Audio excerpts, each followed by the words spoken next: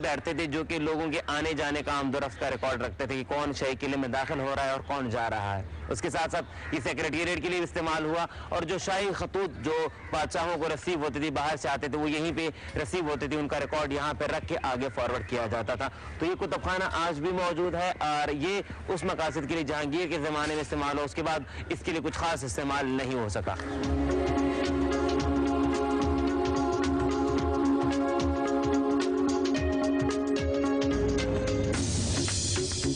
With reference of history अगर हम देखें तो जहाँ जहाँ मुस्लिम हुक्मरान गए वहाँ उन्होंने फतूहात के साथ साथ अपने रिहाइश के लिए जगह बनाई, किले बनाए और इसके साथ साथ इबादत के लिए मस्जिद और इबादत गाहें ज़रूर बनी। तो इसी गर्ज के तहत शाही किले के अंदर एक मोती मस्जिद है जो कि शाहजहां ने 1645 में बनाई और ये मस्जिद जो जिसकी तर्ज तामीर पर अगर नज़र दौड़ाई जाए तो ये आगरा और दिल्ली के किलों के अंदर जो मसाजिद बने हैं उनसे इनकी बहुत मुशाबहत है और ये तर्ज तामीर के लिहाज से इसलिए भी मुनफरद है कि यहाँ संगे मरमर का काम इतनी खूबसूरती से हुआ है जो कि आज भी देखने वालों को अपनी तरफ अट्रैक्ट करता है।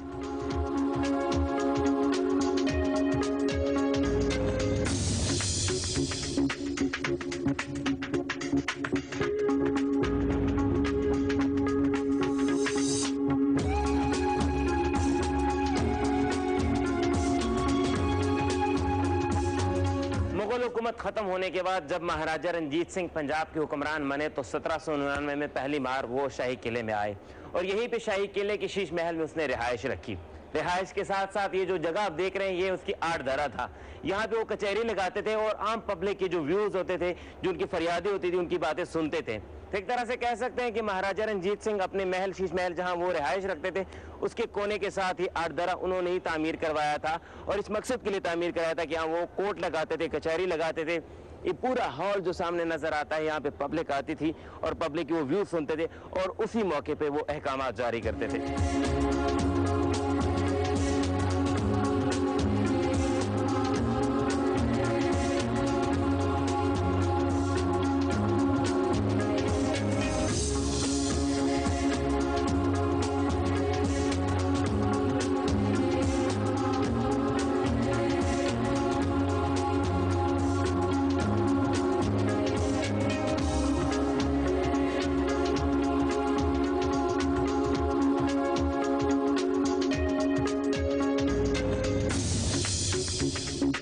मुगल हुकूमत के आखिरी हुक्मरान जिसमें से हम जिक्र करें शाहजहां के और जहांगीर का, तो उनको इंजीनियर कहा जाता था। वो आर्ट और कंस्ट्रक्शन में बहुत महारत रखते थे और शायद यही वजह है कि वो एक फन जानते थे महारत का, आर्ट का, कंस्ट्रक्शन का और तर्ज तामीर का। और उन्होंने जो इस खत्ते के अंदर, इस हिस्ट्री के अंदर जो उन्होंने डेवलपमेंट की, जो उन्होंने बनाया, वो अपनी मिसाल आप है। तो यहाँ पे हमें एक मिसाल मिल रही है नौलखा की और नौलखा भी अपनी मिसाल आप है। इसको इसलिए नौलखा कहा जाता है कि जिस जमाने में यह बना उस टाइम इसके ऊपर 9 लाख रुपए का खर्च आया था। अब इनको अगर क्लोजली ऑब्जर्व किया जाए तो उसमें यह वाज़े नजर आता है कि इसके अंदर 103 तरह के पत्थर इस्तेमाल हुए हैं जिसके नकाश अभी भी मौजूद हैं। इसके साथ साथ संगे मरमर की ऐसी खूबसूरत जाली बनी है जो आज भी देखने वालों को अपनी तरफ माइल करती है और देखने वाला ये महसूस करता है कि किस तरह का विजन था उन मुगल हुक्मरानों का जो तर्ज तामीर के साथ साथ आगे बढ़ते गए और इस तरह के खूबसूरत महल उन्होंने हर जगह जगह सजा दिए।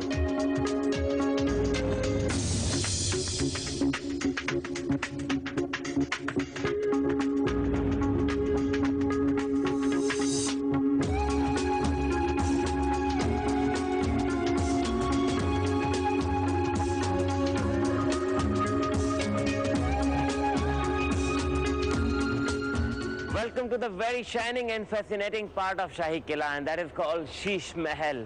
God, अगर शीश महल को देखा जाए तो इसकी रौनक अभी भी कम नहीं हुई। यकीन कीजिए कि जब भी कोई बंदा यहाँ आता है तो उसको बेरौनक अपनी तरफ खींच लेता है और खींचने वाला ये नहीं समझता कि इसकी रौनक में वक्त के साथ कोई कमी आई है।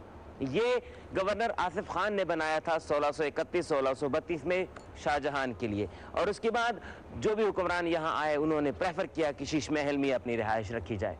अगर सिख दौर हुकूमत की बात की जाए तो महाराजा रंजीत सिंह ने यहीं पे अपनी रिहाइश रखी और उसके टॉप फ्लोर पे जो है अपनी जगह बनाई रहने के लिए, इबादत के लिए और अपने फैमिली के साथ यहीं रहे। इसकी वजह ये थी कि शीश महल किस तरह का अट्रैक्टिव पॉइंट है इस शाही किले के अंदर कि जो भी हुक्मरान आए या जो भी विजिटर आता है आजकल वो भी इस तरफ अट्रैक्ट होता है। इसको शीश महल इसलिए कहा जाता है कि इसके अंदर शीशे का इतना उम्दा काम हुआ है कि वो आज भी देखने वालों को अपने तरफ मायल करता है। और कहा जाता है कि अगर रात के वक्त यहाँ कोई शमा जला दी जाए तो पूरा शीश महल जाग उठता है।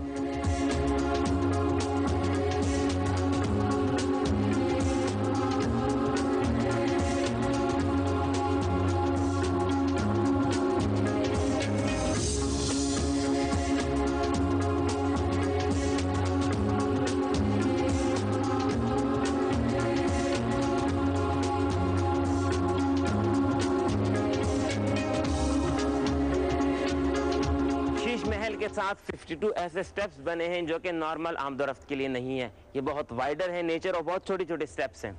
ये किसी स्पेशल पर्पस के लिए बनाए गए थे और वो पर्पस ये था कि जब भी शाही मस्तूरात कहीं बाहर जाती थी या बाहर से आती थी तो हाथी पे उनकी सवारी होती थी और ये जो है बनाए गए थे इस मकसद के लिए कि हाथी इनके ऊपर चढ़ सके, तो इसलिए इनको हाथी का पैर कहा जाता है। और यहाँ पे जो है शाही मस्तूरात महल से जब बाहर जाती थी या वापस आती थी तो इन्हीं के जरिए आके चढ़ के चली जाती थी। इसके साथ साथ इसके दोनों साइड पे बिल्डिंग्स हैं जहाँ पे ख्वाजा सराब बैठते थे, नकीब बैठते थे जो कि बादशाह के आने जाने के बारे में आगाही देते थे पब्लिक को बहुत लंबी आवाज लगा के।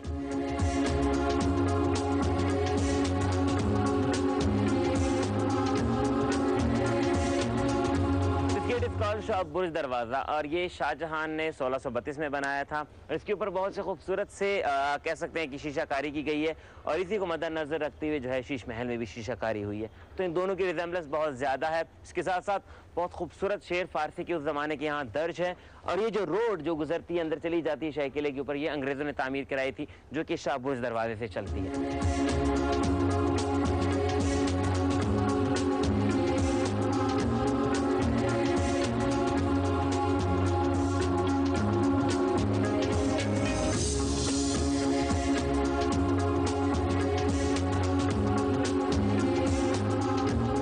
At the end of the section, I am walking on that particular strip road which was built by the British government.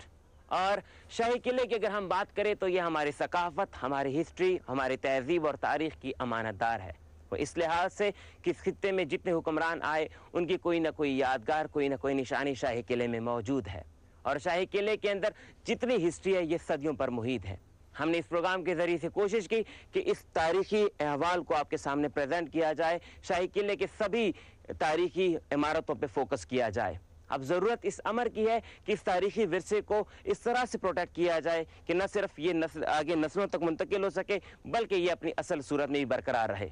और महकमा आसार कदीमा की जिम्मेदारी है इस शाही किले को केयर टेक करने की।